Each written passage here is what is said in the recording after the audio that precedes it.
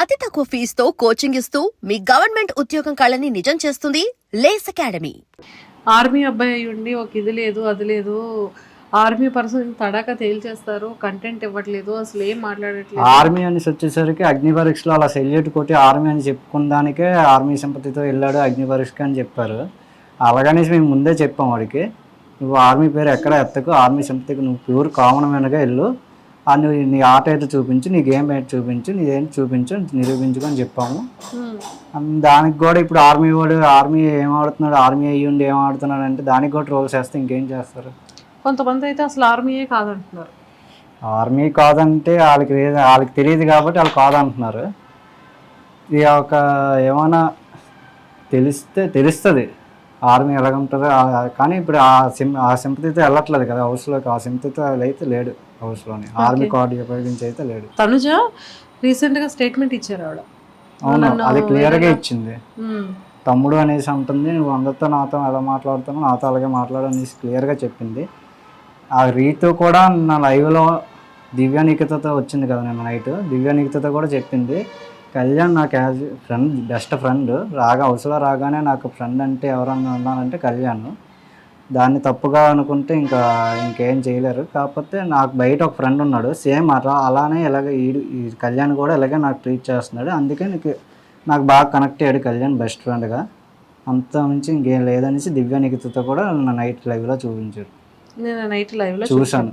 Okay, so మరి ఈ తనుజది ఏంటి సడన్గా అలా రావడం? యాక్చువల్లీ వీళ్ళిద్దరి మధ్య అంత ఎక్కువ ఉండేది కాదు కదా, ఓన్లీ రీతుతో ఎక్కువగా ఉండేది అనేది. అన్నటి వరకు రీతు అన్నారు, ఇప్పుడేమో తనుజతో జస్ట్ ఏదో మాట్లాడుతున్నారు సైలెంట్గా మాట్లాడుతున్నారు, దానికి కూడా ఇంకా హైప్ ఇచ్చేసి ఇంకా ట్రోల్స్ చేస్తున్నారు.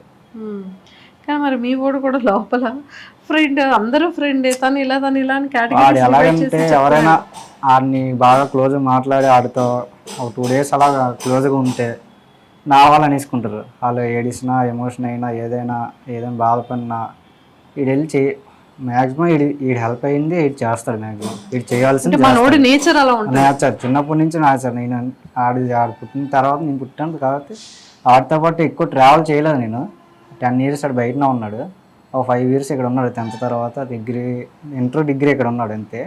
డిగ్రీ అయిపోయింది, ఎంఎస్సీలోని జాబ్ వచ్చింది ఫస్ట్ ఇయర్లో.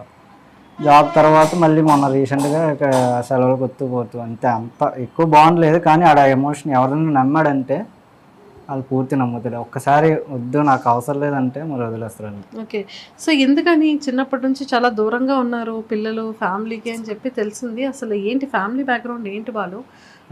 బ్యాక్గ్రౌండ్ అంటే ఏం లేదు, చూస్తే నాకు తెలిసినన్ని మాత్రం వాడికి తెలియదు ఊర్లో విషయాలు కానీ అమ్మ నాన్నల గురించి కానీ ఏదైనా సరే. అది చిన్నప్పుడు మేము చిన్నప్పుడు అక్కడ పైడి భీమవరంలో ఉండేవాళ్ళం. నాన్నది పాల వ్యాపారం చేస్తుండగా సడన్గా ఒక సిచ్యువేషన్ వచ్చినప్పటికీ కొంచెం లాస్ అప్ అయ్యి ఎలాగలాగా ఫ్యామిలీ సిచ్యువేషన్ వచ్చింది. కొన్ని స్టేజ్కి వెళ్ళేటప్పటికే ఏదైనా పాల వ్యాపారం బిజినెస్ డల్ అయ్యింది. అలా డల్ అయిన కొద్దీ అలాగలాగా కొంచెం ఆరోగ్య సమస్యలు వచ్చాయి. వచ్చిన తర్వాత ఏ టైప్ ఆఫ్ ఆరోగ్య సమస్య అంటే బాగా పాల వ్యాపారం అంటే ఉంటుంది కదా, మార్నింగ్ బేగా లేసి నైట్ ఎప్పుడు పడుకుంటారో తెలీదు. ఆ తిరగడం వల్ల బాగా ఎఫెక్ట్ అయ్యి అప్పుడు బాగా నీరసం అయిపోయి చనిపోయే స్టేజ్ వరకు వెళ్ళారు నాన్న ఒక స్టేజ్కి. తర్వాత అమ్మ కూడా ఒక స్టేజ్లో అలాగే వెళ్ళింది. నా 6th కాదు 4thలోని అమ్మ కూడా చనిపోయే స్టేజ్కి వెళ్ళింది. నేను చూశాను, కానీ ఆడికి తెలియదు ఆ బాధ అంతా, నాకు ఒక్కడికి తెలుసు. ఆడికి బాధ ఏం చెప్పకుండా ఆడి బయట నుండి మంచిగా చదివించి మంచి జాబ్ తెద్దామని ఆడు చేయించారు. నాకు చదివించారు, కానీ నేను 10th ఆపేసాను, ఐటీఐ చేసి ఎలక్ట్రికల్. ఆ తర్వాత అలాగలాగా ఇప్పుడు ఆడు జాబ్కి వెళ్ళగానే మొన్నటి వరకు క్యాబ్ డ్రైవర్ మా నాన్న. మొన్నటి వరకు నాన్న డ్రైవింగ్ చేసేవారు. ఫస్ట్ పాల వ్యాపారం, తర్వాత ఆటో, తర్వాత మళ్ళీ కొన్ని రోజులు డ్రైవర్గా చేశాడు, వేరే దగ్గర డ్రైవర్గా చేశాడు. తర్వాత మళ్ళీ ఒక పెద్ద వ్యాన్, కోడి పిల్లల వ్యాన్ ఉంటుంది కదా వెనకాల తొట్టు ఉండేది, ఆ తొట్టు వ్యాన్తో ఆ వ్యాన్ కొనుక్కొని ఒక 5 years చేశాడు. అది అయిపోయిన తర్వాత యాక్చురీ ఆఫీసర్ అనేసి మళ్ళీ ఇంకా ఆ వ్యాన్ అమ్మేసి 1 year గ్యాప్ తీసుకున్నాడు. 1 year గ్యాప్, ఒక 6 months గ్యాప్ తీసుకొని మ్యాక్సీ క్యాబ్ కొనుక్కున్నాడు. మ్యాక్సీ క్యాబ్ కొనగానే ఒక 2 months అయింది కరోనా. నాన్నకి అమ్మకి నానమ్మకి కూడా వచ్చింది. నానమ్మ కంటే భయంతో పెట్టుకున్నది అది.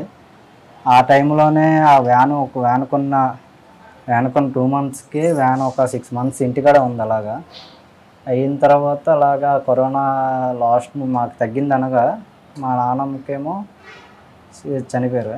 కరోనా టైంలోనే చనిపోయారు. ఎందుకంటే బెంగ పెట్టేసుకున్నారు మా నాన్నమ్మ. ఎలాగంటే మా పెదనానికి బాగాలేదు, మా చిన్న పెదనానికి బాగాలేదు, మా నాన్నకి నాకు మా అమ్మకి ఇలా వేయడం వల్ల బెంగ పెట్టేసుకొని ఆ భయంతో చనిపోయారు. అది అయిపోయిన తర్వాత 2 months తర్వాత అలాగా కరోనా అంతా తగ్గిపోయిన తర్వాత మ్యాక్సీ క్యాబ్ టీచర్లు తగిలారు. వైజాగ్ రోజు up and down Vizag to Bhogapuram high school teachers. అది అలా కంటిన్యూ అయ్యింది. 3 years అయ్యింది.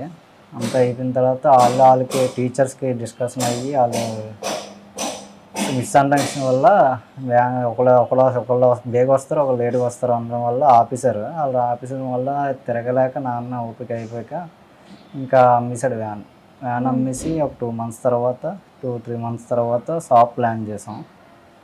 2024లో డిసెంబర్లో పెట్టాం షాప్. 2023లో డిసెంబర్లో పెట్టాం షాప్. ఇప్పటికి 2 years అవుతుంది. ఇప్పటికి అన్నీకి జాబ్ రాగానే కొంచెం ఆమె ఫ్యామిలీ అలా సెట్ అయింది. అన్నీ చూసుకుంటాడా? శాలరీ పంపించడం కానీ ఇంటికి అవి చేస్తుంటాడా? అంటే నాన్నలు అయితే వాళ్ళ నుంచి ఒక రూపాయి ఆశించరు. అది నువ్వు ఇవ్వాలి నాకు ఇవ్వాలి అనేసి ఏమి ఉండదు. నీ డబ్బులు నీ ఇష్టం, అలాగని నువ్వు వేస్ట్గా వచ్చేట్టుకు నీ జాగ్రత్త నువ్వు చూసుకో అని చెప్పే పంపించారు వాడికి. దానితోనే ఆడు ఉంటున్నాడు. ఆడు చేస్తున్నాడు. అది ఇప్పుడు సడన్గా మొన్న రీసెంట్గా అవకాశం వచ్చింది కాబట్టి ఇందులోకి ఇలా వచ్చిందాడే అని చెప్పాడు. సరే వెళ్ళు, వచ్చింది కదా, వచ్చిందాన్ని వదులుకోవడం ఎందుకు, వెళ్ళు, నీ అలాగే నీకు ఇష్టం, చిన్నప్పటి నుంచి ఇష్టం యాక్టింగ్ అంటే, వెళ్ళు ట్రై చేయి, వచ్చిందంటే వెళ్ళు అంతే. సో బాలు ఎలా ఉంటాడు అంటే లైక్ తన వే ఆఫ్ టాకింగ్ కానీ, తన మైండ్ సెట్ కానీ, తన క్యారెక్టర్ కానీ? మైండ్ సెట్ అంటే ఊర్లో అయితే ఎవరిదో ఫ్రెండ్షిప్ చేయడు, ఊర్లో ఎక్కువ తిరగడు, ఊర్లో ఫ్రెండ్షిప్ కూడా చేయడు. నాడు ఉన్నది ఊర్లో 5 years ఉన్నాడు, ఇంటర్ నుంచి డిగ్రీ వరకు. ఆ ఊర్లో ఫ్రెండ్షిప్ అయితే ఎక్కువ లేదు. ఊర్లో అంత బాండ్ కూడా ఎవరితో ఉండదు. మీ ఇద్దరు బాండింగ్ ఎలా ఉంటుంది? మా ఇద్దరు బాండింగ్ అయితే ఉండేది తక్కువసేపు. అలాగా నేనంటే ఆడికి ఇష్టం, ఆడంటే నాకు ఇష్టం. ఎంత కొట్టుకున్నా తిట్టుకున్నా సరే ఒక టైంలో వచ్చి నాకేదైనా ఆడొచ్చి వస్తాడు, ఆడికి ఏదైనా ప్రాబ్లం అయినా అని చెప్తాడు. అలాగనేసి అడిగిందల్లా చెప్పడు, చిరాకు పడతాడు. నమ్మాడంటే ఆ టైంలో సీరియస్ ఏదైనా ప్రాబ్లం వచ్చిందంటే వస్తాడు. సో మీ ఇద్దరిది బెస్ట్ మెమరబుల్ మూమెంట్ ఏదైనా ఒకటి చెప్పు. బెస్ట్ మెమరబుల్ మూమెంట్ అంటే అంత ఇప్పటి వరకు తనకి ఎక్స్ప్రెస్ చేయలేనిది, తనకు చెప్పుకోలేనిది? తనకు చెప్పుకోవాలని అంటే ఏం లేదు. అంత క్లోజ్ అయితే ఆర్మీ వెళ్ళేటప్పుడు కానీ లాంగ్ నుండి ఎప్పుడు మిస్ అవ్వలేదా మీ అన్నయ్యని? మొన్న రీసెంట్గా బిగ్ బాస్కి వెళ్ళే ముందే ఫోన్ చేయకుండా వెళ్ళిపోయాడని మిస్ అయ్యి ఉంది. అదొకటే బాధ అనిపించింది మరి. ఇదొకటే బాధ. ఓకే. అందరికి ఫోన్లు చేసి నీకు చేయలేదా? నాకు చేయలేదు, ఇంట్లో వాళ్ళకి చేయకుండా వెళ్ళిపోయాడు. అయ్యయ్యో, లోపలికి వెళ్ళేటప్పుడా? లోపలికి వెళ్ళేటప్పుడు. ఎలా ఉంది ఇప్పుడు లోపల? అంతా లోపల అయితే బాగానే ఉంది. కాకపోతే గేమ్ ప్లే రాలేదు అంటున్నారు. గేమ్ ప్లే రావడానికి మెయిన్ బిగ్ బాస్ టాస్క్ పెట్టట్లేదు. ఒకటే ఫస్ట్లో స్టార్టింగ్లో ఒకటి పెట్టారు అంతే.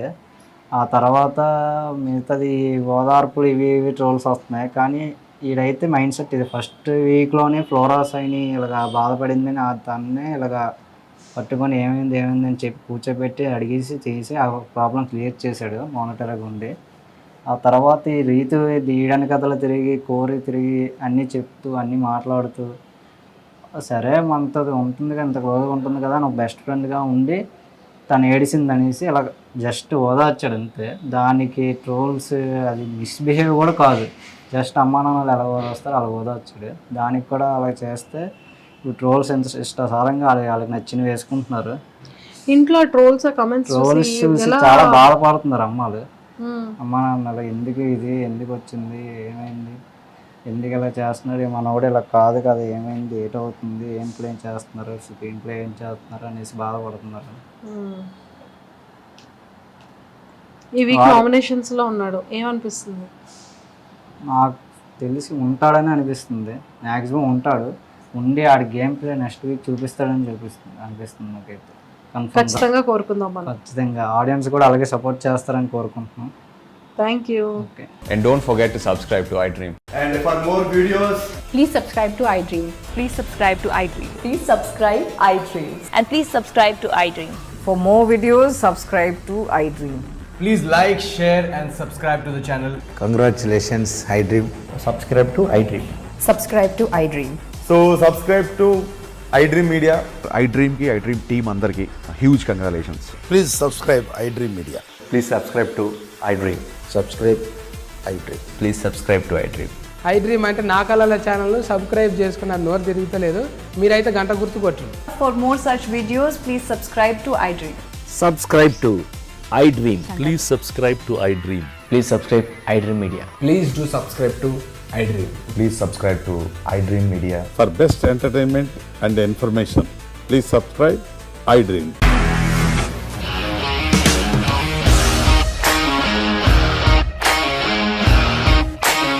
ఇండస్ట్రీలో కమిట్మెంట్ ఇష్యూస్ వస్తే నీకు కూడా వచ్చినట్టు మార్నింగ్ తీసుకెళ్ళాడంటే కొట్టి పడేస్తాడు.